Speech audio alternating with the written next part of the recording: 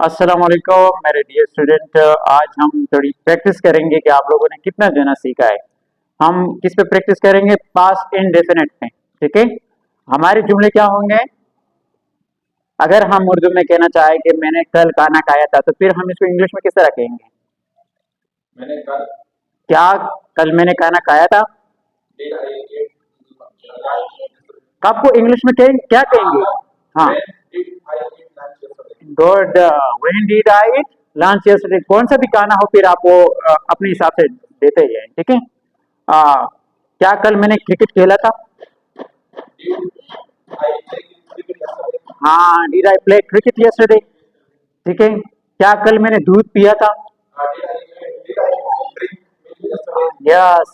Did I drink milk yesterday? क्या कल मैंने दूध पिया था?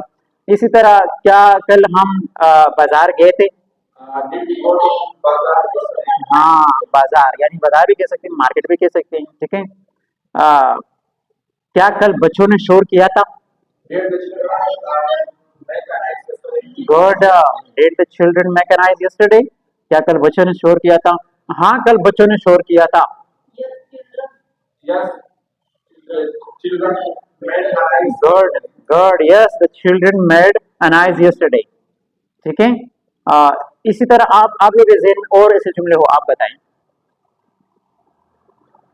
जो कि आखिर में क्या है। यानी फॉर एग्जांपल काया था, आखिर में ये अलिफ या ते ता आएगा। इस तरह के अल्फाज हमारे पास आ जाते हैं। क्या मैंने रोटी खाया था, इसको किस तरह कहेंगे? Did I eat lunch?